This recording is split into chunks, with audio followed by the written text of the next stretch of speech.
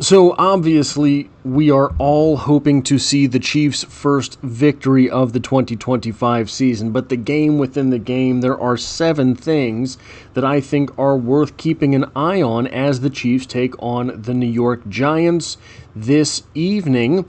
And we're going to start with one of the most obvious.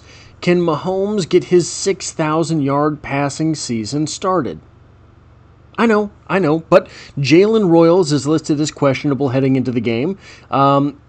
But Royals was a full participant in both Thursday and Friday's practices. Now, Royals is fast enough to be the big play guy, but he's also big enough to be the small play guy, the slant guy. He's big enough to be the guy on the field in the X spot instead of Juju Smith-Schuster. He's big enough to be the guy on the field that has to run the routes that Hollywood Brown is best served not running. And this is the season so far that Juju Smith-Schuster has had 6 receptions for 60 yards, a 10-yard average, no touchdowns. Juju does not have a terrible stat line, but I would feel a whole lot better if it was a rookie eating up those reps. It has been an unfortunate part of this season, not just that there have been injuries at the wide receiver, not just that there are suspensions at the wide receiver position, but that one of those injuries is a rookie player for the Kansas City Chiefs who could have used these reps. I think Jalen Royals has high number 2 potential in the NFL.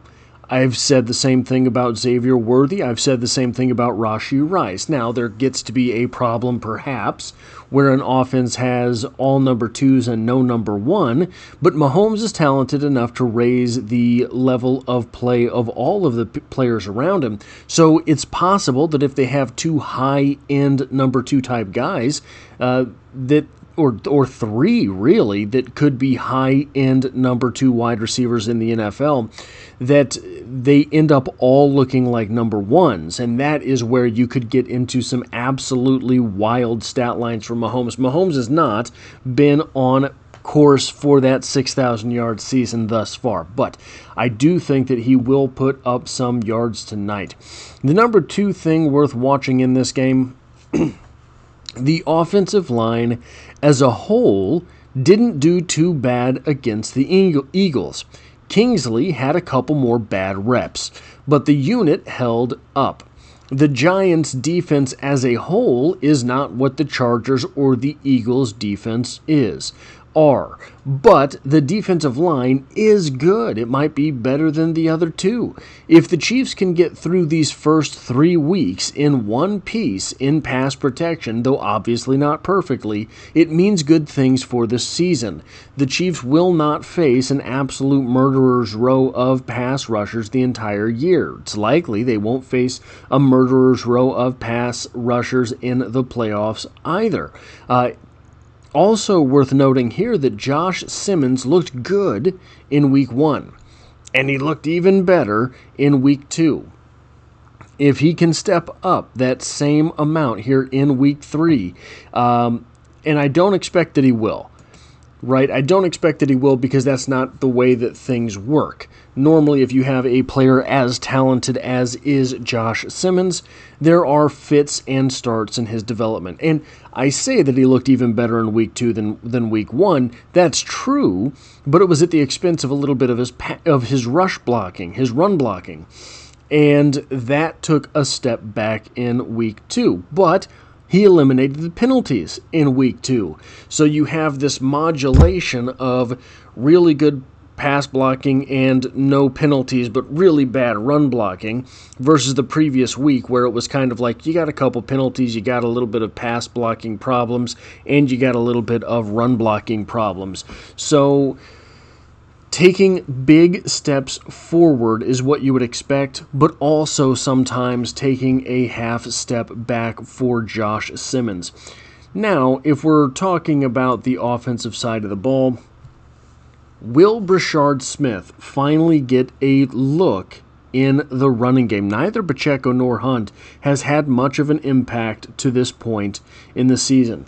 The Chiefs, if they have some breathing room in this game, if they have a little bit of a comfortable lead, if they're up by a touchdown, if maybe they're up by 2 scores, 9 points, something like that, I expect them to try to get the ball into Brashard Smith's hands, because you might as well. You want the lead. If you've got the opportunity to get the lead first, you take the lead first, and then you let the rookie on the field. You try to get him some work. You try to get him some action, because he is the only running back in the backfield with explosive potential. Elijah Mitchell has explosive potential. We haven't even seen Elijah Mitchell active. And after the preseason, we might not. But does Isaiah Pacheco have the same type of speed as Brashard Smith? Yeah. But it's very hard to be very fast when your face mask is in someone's shoulder pads, and that's just what Isaiah Pacheco does. And then Kareem Hunt does not have that type of explosive ability. So, will Brashard Smith get some action? He got 1 carry for 2 yards last week after getting blanked in week 1 as far as the offense is concerned. Over on the defense, and we're going to end with a point that is overall team level point that I think is definitely worth watching. It might not be an obvious thing. It's not as obvious as, hey, does Brashard Smith get a carry? Hey, does Jalen Royals lead the team in receiving? It's not as obvious as that, but it's definitely something worth keeping an eye on. We should also keep an eye on the defensive line. It was largely ineffective in week 1, and I thought a little bit effective in week 2. I thought there was more push for the defensive line without the rush. But this week, the defensive line might be. I don't know who's going to start instead of Mike Dana, but I think I do. The defensive line might be Karlaftis, a long-term answer, Omar Norman Lott, a potential long-term answer, Chris Jones, who is an answer as long as Chris Jones wants to be an answer, and Ashton Gelati, a potential long-term answer. If this iteration of the defensive line works, we need to know if it works or not, first off, because we need to be able to understand, are we going to be trading for something going into the playoffs, or for a playoff push? Are we going to be drafting an edge player at the number 32 spot in this draft? Whatever it is, we need to understand it. But the potential is there, I think, with those players above any others on the roster to create havoc with 4 down linemen. Ashton Gelati does not stop. Omar Norman Lott, he had a sack last week. It wasn't the greatest rep, but he ended up with the sack. He got a little bit of push all game where he was in. Didn't really have a lot of explosiveness, but I think that it was a good first effort from Omar Norman Lott. A better first effort from Omar Norman Lott than we could expect from Derek Nottie being on the field. So I hope that he gets the start at defensive tackle. If this defensive line, Karlaftis, Norman Lott, Jones, and Gelati, end up being able to create pressure with just the 4, then I think that will be the line going forward, and it means good things for the Chiefs, because that means they also will not have to prioritize one of these positions in the draft coming up. Because if they don't have to prioritize it, it means they can let the draft fall to them at yet another position group, which is how you build dynasties. Number 5 here. Jeffrey Bassa has 0 defensive snaps this year. He shined in the preseason. Again, if the Chiefs are able to build a lead, if the Chiefs are able to have plays that are not absolutely pressure-packed, something they have not been able to do for a couple of years now here in Kansas City, if they are able to do that, we should see Jeffrey Bassa have some reps on the defensive side of the ball, and we can further understand quicker in the season where we think he is. Will he deserve to play? He really does remind me of a young Willie Gay, but he is, I would say, more of a football player than was Willie Gay. Willie Gay was more of an athlete than a football player. I think that Jeffrey Bassa probably probably you could get away with describing him as more of an athlete than a football player, but the football player part of him really is there. And then the number 6 thing worth watching in this game, Kristian Fulton is out this week, just like Mike Danna. Mike Danna is out, and it looks like it might be a rookie who steps in to replace him. Kristian Fulton being out, will it be a rookie in Noel Williams that steps in to replace him? He had an elite pass coverage score last week versus the Eagles in limited action, but he had that elite score.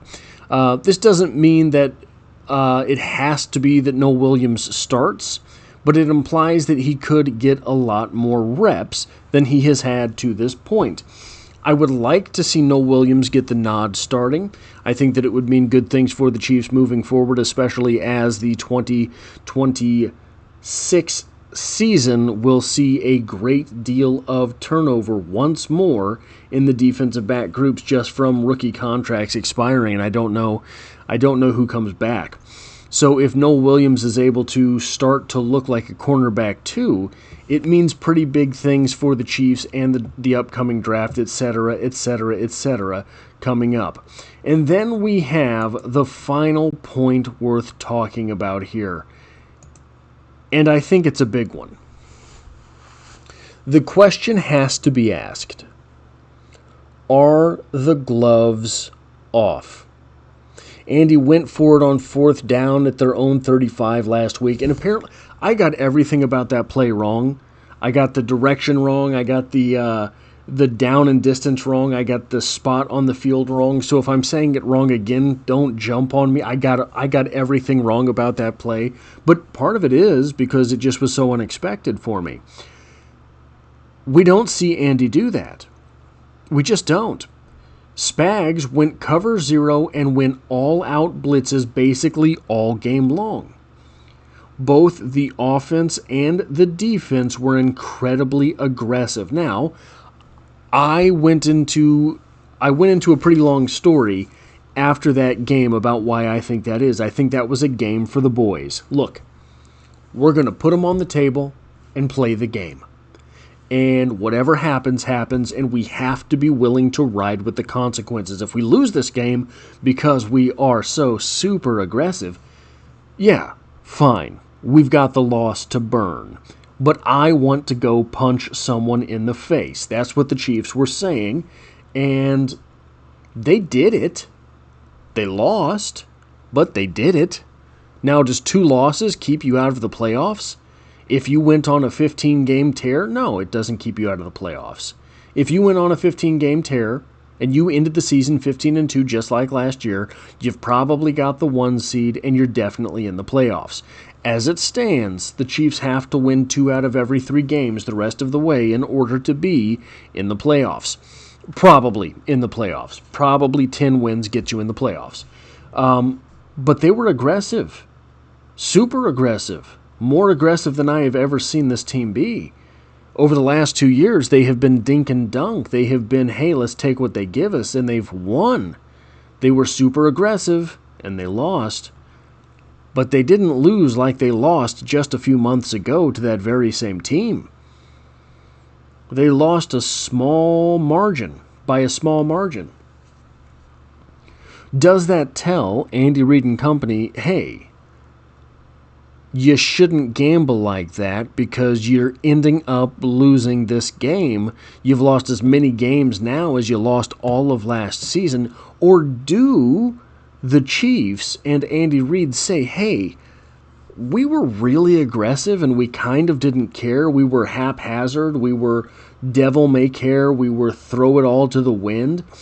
And the team that just walloped us, just mollywopped us in the Super Bowl, barely squeaked out with a win. So should we be this aggressive all the time? I think it's possible that this team ends up assuming that identity and going for broke. They're going to get Rashee Rice back. They're going to get Xavier Worthy back. They might have Jalen Royals back. They're going to get Kristian Fulton back, we assume, at some point. Is this team just going to roll the dice and go for broke?